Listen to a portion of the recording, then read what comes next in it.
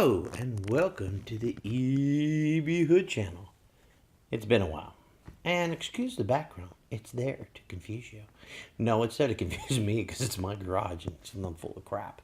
Right now today I was working on my boat, my sailboat. It's a beautiful sailboat. The mast is up in the air.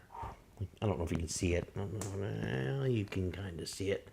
Anyways, I'm going to make you dizzy and sick. And that's really all there's to it. So welcome to my garage. It's a mess. Completely, utterly a wreck of stuff.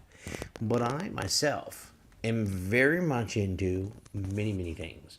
I like to woodwork, sail, boat, all kinds of boating. I like to shoot with my bow and arrow. I have my own bow and arrow sitting over there. Oh, that's pretty cool. I like to make lots of things. I mean, I actually made this whole steampunk outfit recently. Steampunk outfit.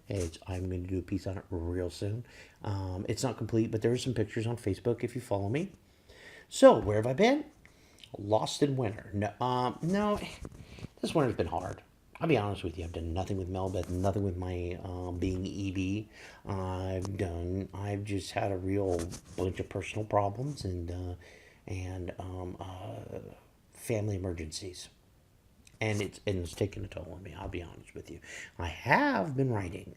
Dr. Weaver is coming along, and I'm very happy with the work I've done on it so far. It's not where I'd want it to be normally this time of year, but as far as the quality, I'm really happy with, and some of the pieces I've worked on have just come out better than I'd hoped. And definitely some of the ideas I'm going with are really going to be fun. And everybody's read my stuff, you know that I like twists and turns, and I like original ideas, and I've come up with some doozies, and I can't wait to flush them out and just make them come to life. That's what I do. And it's going to be fun, and I hope you're ready for it. I'm going to try some different things, hopefully, with this book. One of the things I'm going to try doing is reading aloud some of it. We'll see. I definitely have some new ideas coming your way. All right, so what are we doing here today? Well, we're doing. What are we doing here today? No, I know. What are we doing here today? We are going to do a review on the author Louise White, and I really owe her. She's done some reviews of mine, and just excellent reviews. She really loved my work, which is really, and I loved her work, and I haven't done anything with it. And I've read them long ago, well, anyhow, let's get to it a little bit here. First of all, there is one review for the first book, The Calling, and then there's. Then the second book, The Chasing the Demon and The Pledge. The second one, Chasing the Demon and The Pledge. I'm going to do this review for basically all three. I'm not going to break 3 different video reviews on this series. I think more important is to capture the series. In all actuality, I've had a very hard time writing a review for this series, these books. And I had a hard time finding out why I was having a hard time writing a review on it. And I finally think I hit the nail on the head. And I was working on this boat, and I decided to do this recording right now because I thought of why. I was sitting here thinking about it, First of all, this is a good series, and that's not why I had trouble with it. I always find reviews a little tricky because when I really get in the story, I don't like doing a review that gives out spoilers. And I start talking about a story and I want to break it down. I just start breaking it down. And maybe I should start doing some spoil alert videos. But for now, we're doing spoil free for reviews. I mean, nobody wants oh, and by the way, she's a mermaid, and well, great, you just ruined the whole book. No mermaids, anyhow, in case you're wondering. Anyways, this book, one of the problems I had is I realized that everybody has systems reviewing how you come up with something's good or give it I almost say a number. And that's what I do. I create numbers, I have some friends that do anime reviews and stuff, and when we sit down and talk about different reviews, we'll talk about some aspect of the video or aspect of a book, and then we'll break it down and say I'll take away 10 points out of 100 and give it a 90, and then you take all the different aspects and you add it up and you kind of give a gross idea. And I think that's why I've had a hard time with this book, is because when I do book reviews, I normally really can wrap it up. In this book, it could not. And that is, I believe, a good thing. So here it goes. First of all, the problem was the genre. Normally, when you have like a YA, when you think YA, you're thinking, a book that's, that has teenagers normally, and it's at least safe that there's a romance in it, but it's safe that you're not going to get it. An author explaining to you how sex works for 20 pages. You have that border safety, more innocent feel to it. Less, and you don't have to read the language. For example, normally your language is cleaner. More shits and dams and a whole lot of F words, a lot less F words. So or none normally. I haven't in YA. But this one falls in that category in the sense that it's cleanliness and there is a romance in it, but it's more of an adult romance. So it kind of takes it out of that genre, and there's a more of an adult, dare I say, just overall feel to the book. And a lot of adults are reading YA, so don't get me wrong. I feel like this is hitting an older audience. It's smarter, it's more intelligently written, and there's a whole lot more information that I don't necessarily think the younger audience is into. And I could be wrong, and that's not saying for every young person, but there's YA has a simpleness to it. That is what I guess I'm saying, is a lot of YA books have a simpleness to it. And I'm not saying all, because a genre is not generalizing. It is a genre is not generalizing. Boy, I really screwed that up. I'm gonna leave it because that's just silly, stupid. But anyway, so a genre is not generalizing. I should quote that somewhere, but it doesn't fit it very well. And is it a horror book? No slashing, but there is a lot of action and excitement, like you might find. And then, is it a sci-fi book? Well, actually, it can be. It really can be.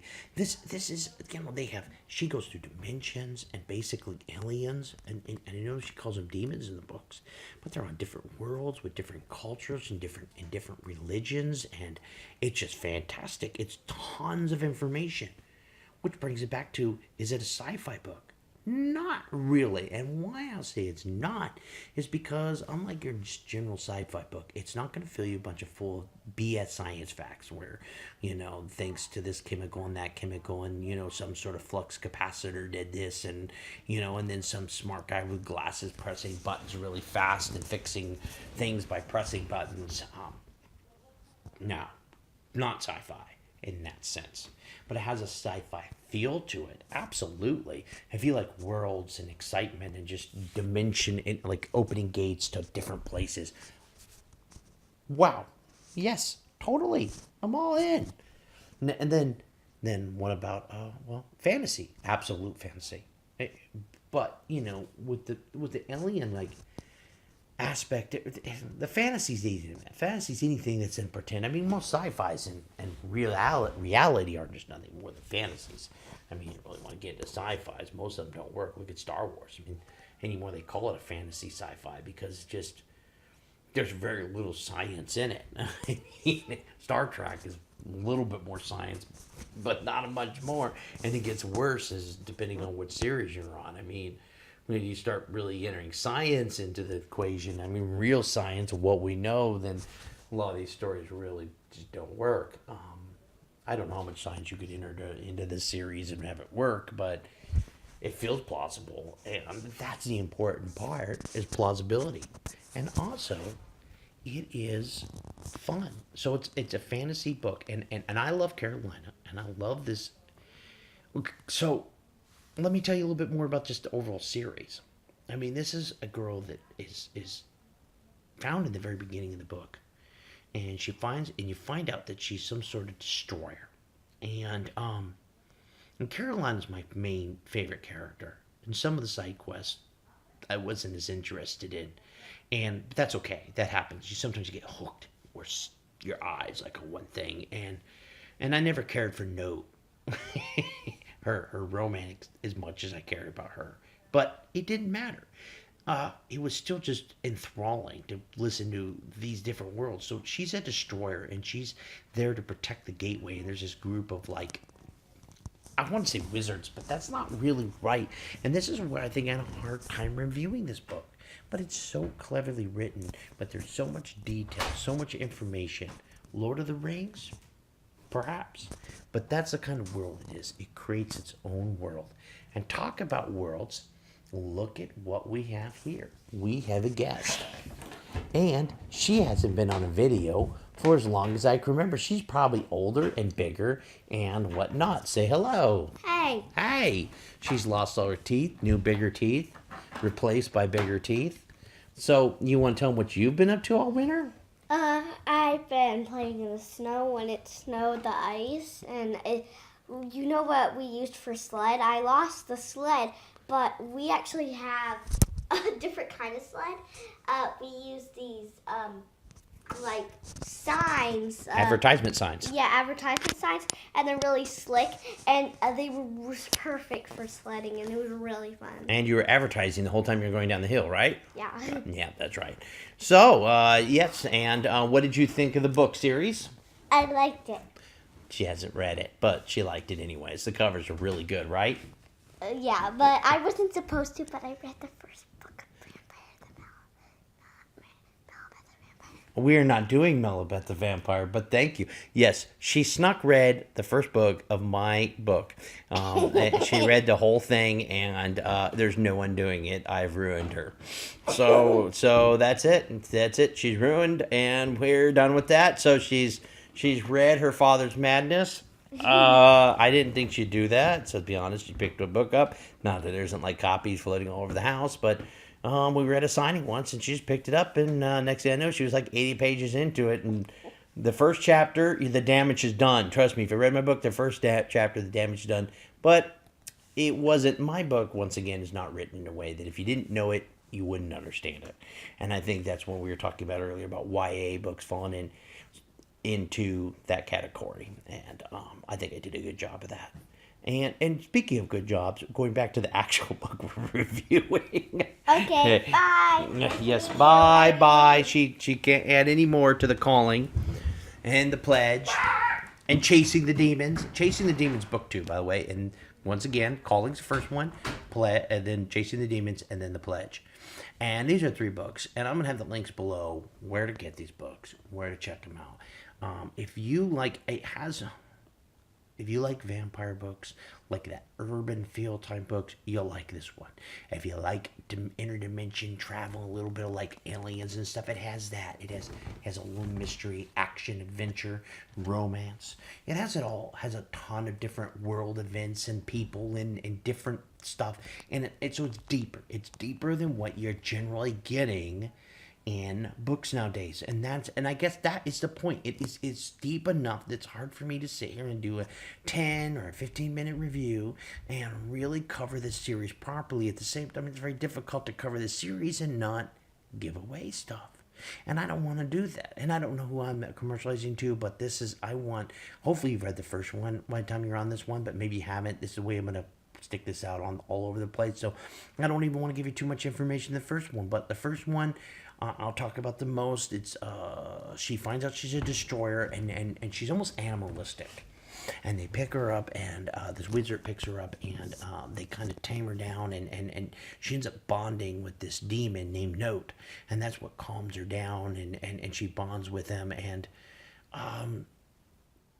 you know, and I really don't have a lot of negative things to say about this book. Normally I'd find, something I didn't like about it, and if anything, I didn't like about it, if I had to find a negative, and I'm searching, mind you, I'm searching, I'm going to have to say the only negative thing I could find is I wasn't a super fan of Note, and not that I disliked him, I just wanted him to be slightly different for some reason. I'm not sure what it was, I couldn't put my finger on it, but that was the least of it. They had so many cool characters, so many interesting characters, so many different races, so many different powers. Definitely worth checking out. Check it out.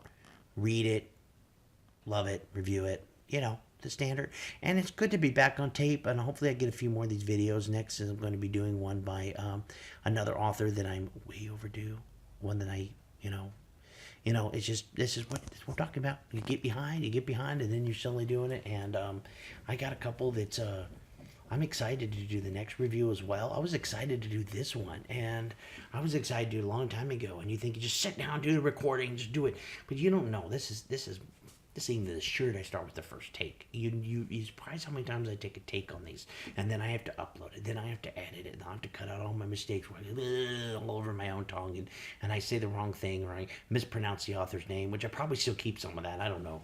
But you get the point. You get, and then you have to sit there and watch yourself for hours to edit it and put it out. It's a lot of work to do YouTube films than people think, and I'm not planning on doing a lot more. I'm going to be honest with you. Not my forte. Not a lot of people really comment on them. Well, a couple of these authors I feel like really owed one. I just felt like I need to do one for them, but I'm not going to be offering this out a lot more because it's just too much work. I want to concentrate on things I've got coming up, and maybe do some more videos of my events when I go out and do them and stuff like that. And that's what I'm hoping to do a little bit more of. So this has turned into a 12-minute video. It's turned into what now looks like 17 minutes. So you can see how easy, quickly you're trying to keep these time frames in here and do a 15-minute video, and there's just too much to say about these books. And this book's completely worth it. So one more quick overview of the garage. Oh my gosh, look at that mess. It's not horrible. And then look at it gets over to my workbench, and then you know it's a total disaster. Oh, and there's my bow. See, I'll show you my bow. Here we go. There it is. And I shoot a recurve bow, and I make my own arrows. It's fun. I do a lot of fun stuff. But anyways, this is E.B. Hood with his messy garage, and hope you have a great day. Hope you have a great spring, and let's get in 2016 roll on. All right, you have a good one. I'm out of here. Bye.